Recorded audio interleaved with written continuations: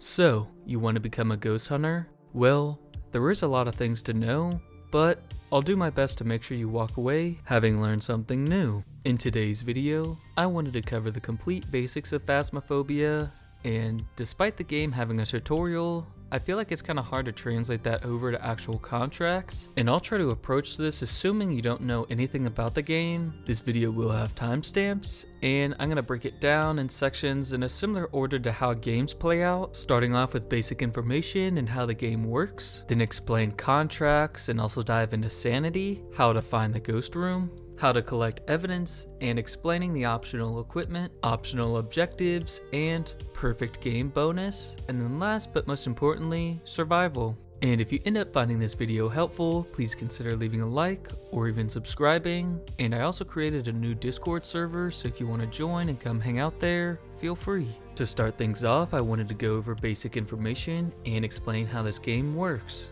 So the absolute basics is that this is a ghost hunting game where you have to figure out what ghost type is haunting the map.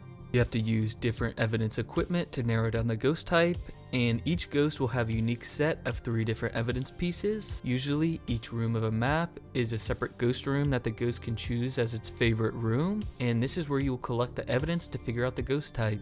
Also, each game there will be one bone that will spawn anywhere on the map, and the bone will always spawn, and there will always only be one bone per map. Pick this up for an added reward bonus at the end. Now I'm going to go over how the contract works. And a contract in Phasmophobia is simply just what each match is called. You can go through and pick a difficulty, pick a map, and then start the game. And the goal is to figure out the ghost type. And there's 24 ghost types, and the ghost type is always random. And the ghost's favorite room will always be any random room in the map. The ghost will be able to roam around, usually in nearby rooms and hallways, and the ghost is physically walking around, hanging out in the ghost room, etc., but will always be invisible outside of hunts and ghost events. Something to keep in mind is on easier difficulties, there is a setup time, which is a grace period that protects players. During this time, hunts are impossible to occur, even with ghost abilities or cursed objects, so just check the big clock in the truck and try and find the ghost room ASAP. So now is a great time to bring up how Sanity works and what Sanity is. And it's an in-game mechanic that determines a few things during the match. The default starting Sanity is 100% unless you're on some of the higher difficulties, and Sanity will decrease as the game goes on. Once the entrance to the map is open, players' Sanity will be able to drop. Your Sanity will drain in the dark, but if you turn on lights and stand in the light, your Sanity drain will pause. And Sanity affects a few different things like ghost interactions, ghost events, and hunts. And it's really just the lower your Sanity gets, the more active and dangerous the ghost becomes. And once your team's Sanity average gets close to 50%, be prepared, as this is the danger zone for most ghosts. Around this Sanity average, most ghosts will be able to initiate a hunt, and a hunt is where the ghost will manifest wherever it initiated the hunt, and it will roam around the map in an attempt to try and kill players. During hunts, any exit doors to the map are going to be locked, and equipment will be interfered with. During a hunt, the ghost can detect players by getting in line of sight, hearing them talk in game through the voice chat, or can detect any electronic equipment that is turned on. Most ghosts will slowly speed up with continued line of sight on a player, while some ghosts are also naturally fast, which can be a deadly combination. Be careful, as it's sometimes easy to confuse the line of sight speed up with a naturally fast ghost. And finally, this might seem pretty obvious, but if the ghost comes in contact with a player during a hunt, you will die. And hunts can be easily prevented by staying in the light during a contract, taking Sanity medication, and setting crucifixes in the ghost room. Just make sure to turn on a lot of main lights whenever you play, and hopefully you'll be okay. Only a set amount of lights can be turned on each map, so don't turn on needless ones, just use some common sense. And if you accidentally trip the breaker, just turn it back on like nothing ever happened. I know that was a lot of information, so I hope some of that made some sense. The TLDR is having low Sanity is dangerous, and if the ghost starts hunting, either you need to hide or you will die. Now, on to more simple things to explain. We will now go over how you can find the ghost room. It might initially seem a bit confusing, but it's way more simple than you think. Just trust me. There are a few ways to accurately find the ghost room. Arguably the best way is to use the thermometer. Make sure the breaker is on, then roam around the map checking the temperatures of every room. The ghost room will always be significantly colder than other rooms, and you might even eventually see a cold breath coming from your player model. Another great way to find the ghost room is using an EMF. The EMF will identify anything the ghost has interacted with, so if the ghost just threw a few objects or touched the same door, you might have just found the ghost room. Just make sure to double check with the thermometer. And finally, using audio. If you hear the ghost throw a few cups and plates, then surely the ghost room is probably in the kitchen. And congrats! You just found the ghost room. You might be wondering now, what's next? It's time to switch gears, and now we're going to be collecting evidence. Evidence is used to determine the ghost type you are dealing with. Each ghost has a unique set of 3 different evidence pieces, and there are 7 unique evidence, which are EMF 5, ultraviolet, which is also known as UV or fingerprints, ghost writing, freezing temperatures, dots, ghost orbs, and spirit box. I'm not going to break down every little thing about each equipment piece, as I think the tutorial does a decent job of showing what to look for and how the items themselves work, but I do want to give some tips and insight on each one. I also have an equipment guide video where I go over the specifics of how equipment works, so if you're interested in learning more, go check that out. A quick note about equipment evidence is that you will always be given one of each every single game, so even if you die and eventually run out of money, you will always automatically have one of every starter item, which is one of every required evidence, and then things like a flashlight. So now I'm going to quickly run through each piece of evidence equipment. So for the EMF, the tier 1 can be a little misleading, as EMF 1 is just EMF 0, but EMF 0 doesn't exist. It's just the baseline of EMF is always going to be 1. Something to note is that during hunts and ghost events, the ghost will start disrupting electronic equipment, kind of making them malfunction, and it might sometimes seem like you're getting EMF 5 because the EMF 5 is just going crazy, but it might just be interference from something like this. And you can get EMF or even EMF 5 after a ghost event, but just make sure it's after the ghost event has ended and it's not the ghost interference. And for EMF 5, there's a 25% chance that you will get it after the ghost interacts or does a ghost event. Next we have ultraviolet, and the easiest way to check for UV is if the ghost ever touches a door. It's a pretty common interaction and pretty easy evidence to test for and rule out, as it's pretty straightforward. Another easy way to test for it is that you can place salt down and the ghost can walk through it and possibly leave UV footprints. So just check the doors if the ghost opens it, place some salt down and check the floor if you hear the ghost stomping around after walking in it, and that's about it for UV. Next we have ghost writing. Really, you just put the book down in the ghost room. The ghost will either eventually write in it or it won't write in it, and it will float in the air and you will see the ghost starting to write in the book, so it's easy to spot if someone's nearby. Next we have freezing temperatures, which can be kind of hard to get sometimes.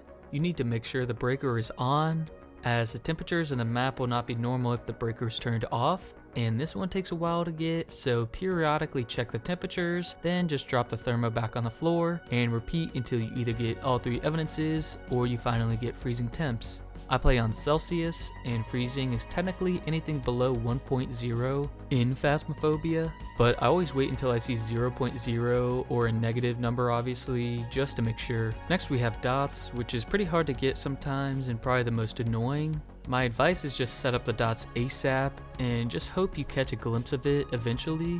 The ghost will have a faded green outline walk through the field of dots, but is very easy to miss, so good luck. Next we have ghost orbs, which is very easy to rule out. Bring in a video camera on a tripod and go to the ghost room.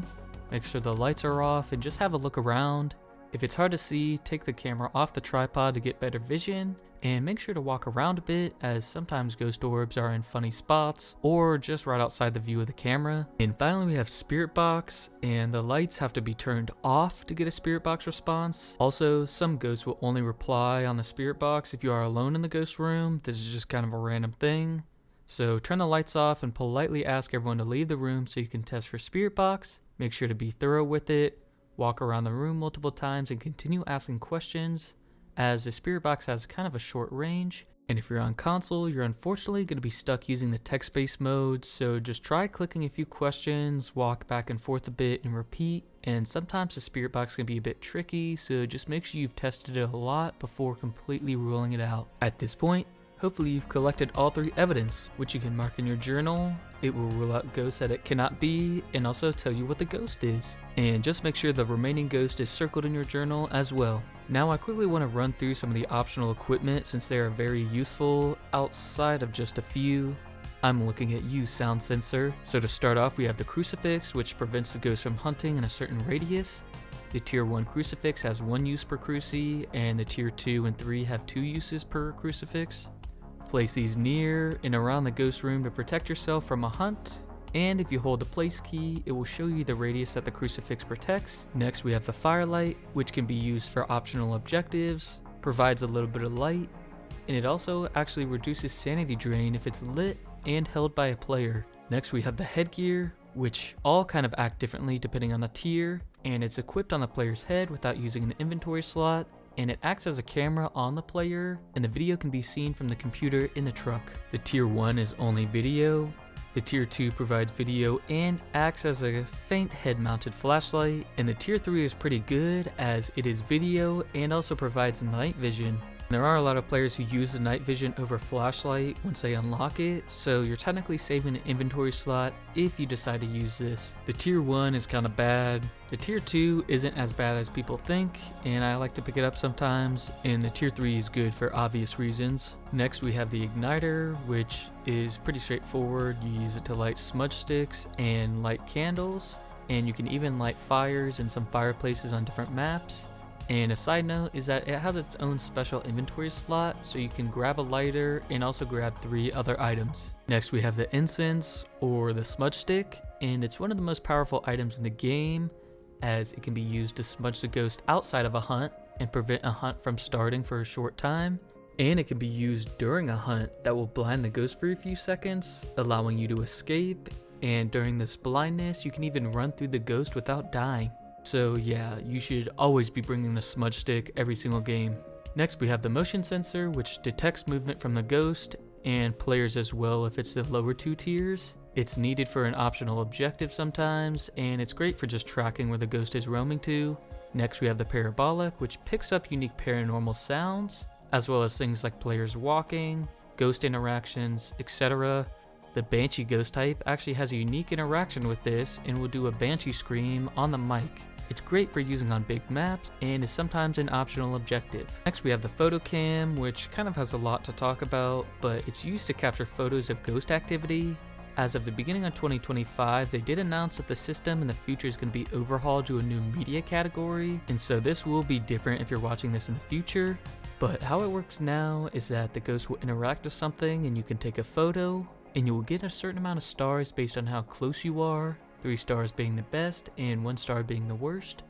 And photos get you extra money, and also 10 3-star photos, which is filling up the whole book, is required to get a perfect game, which I will explain the perfect investigation bonus in just a bit. And I also have a video that covers photos more in depth, so if you want to learn more, go check that out. Next we have salt. And ghosts can walk through salt piles and you can take a photo of that, and when the ghost walks through those salt piles, it can also leave UV footprints that count for the UV evidence obviously. And a quick note is that the Wraith ghost type will not step in salt ever. Next we have sanity medication, and it will restore a portion of the player's sanity. It's great for delaying or entirely avoiding hunts. It's a great way to buffer the ghost from hunting if you need more time to find the bone or get the last piece of pesky evidence. But don't use it too early, just check the sanity monitors, or if it's later into the game and a crucifix goes off, just go take some sanity medications if you need more time before the next hunt. Next we have the sound sensor, which relays audio in a big range back to the truck. It's somewhat inherently flawed as the equipment requires you to set it up and then wait in the truck to listen. It can be sometimes good if you're playing on a bigger map, but the time cost of setting it up then just waiting around in the truck is too much in my opinion. and it's not really worth using. Simply having bodies inside the map, using thermometer, EMF, and parabolic is way more useful than just waiting and hoping you find a sound. The radius on them are pretty large, so especially on smaller maps, it would be simply impossible to narrow down where the sound even came from, so just try to steer away from using a sound sensor. And finally, we have a tripod, which works in tandem with video camera, as the video camera can be placed on the tripod, and you can actually pick up and carry the tripod with the camera placed on it, so it's great for checking ghost orbs. And then once you're done checking for ghost orbs, you can just set it up in the room and watch for things like dots or other behavior. And since it doesn't take up an extra slot to bring a tripod, there's really no reason not to be using one. So I'd say just get in the habit of placing a video camera on a tripod every time you bring one in. And I guess the flashlight is technically an equipment piece, but I mean, it's just a flashlight. And now, if you figured out the ghost, you're done. Well, you can be if you'd like, but what if I told you you can get even more money in XP beyond figuring out the ghost? The optional objectives actually give a very large amount of money and XP for completing them. You can check the objectives in the truck, and one of the objectives is always technically just identifying the ghost correctly, but for this I'm going over the optional objectives, which usually range from things like lowering your team's sanity to 25%, hearing a ghost sound on a parabolic mic, or even trying to go for a ghost photo. These objectives are almost always worth doing unless a ghost is chain hunting and you don't have any more supplies left. And something that ties into optional objectives is also photos. If you get 10 3-star photos, complete all optional objectives, find the bone, and correctly identify the ghost while surviving obviously, you will actually get a perfect investigation bonus. This is a huge bonus and adds up over time, and you can get around double the money and XP if you get a perfect game, compared to just only identifying the ghost and then leaving. And I always try for the perfect game, but don't worry about it too much when you're still learning. Once you just feel a little more comfortable, go for it. Now this last bit, I'm just going to quickly talk about survival, and the best way to survive a hunt is to avoid them entirely. Use lights to pause sanity drain while inside the map. Take sanity medication if your sanity is dropped from ghost abilities or being in the dark for too long. Place a crucifix in the ghost room ASAP. I like to even place a second one covering part of the ghost room and then part of where I'm planning on running and escaping to, as you don't want the ghost to spawn behind you. After you have most of the equipment in, make sure to just grab a smudge. It's always better to have and not need than need and not have. Take note of hiding spots while you're playing. Places like closets, boxes, or simply running to a far side of the map are all options you have when you're doing things like looking for the ghost room. Be a little perceptive, take note of hiding spots, and also tell your teammates if you're playing with others as well. And just know that some deaths are inevitable. Whether it was a ghost ability or being caught out in the open at the wrong time, even the best players still die. And don't feel bad about it. Don't beat yourself up for it, and also anyone who is reasonable knows newer players will most likely die more often, so don't let a bad apple ruin the game for you or make you feel bad, as they're the ones who have the wrong and unfair expectations. And well, that's the general gist of Phasmophobia. Pick a map, find the ghost room, collect evidence, knock out photos and objectives, and hope you survive. I hope you all found this helpful, and good luck with your ghost hunting.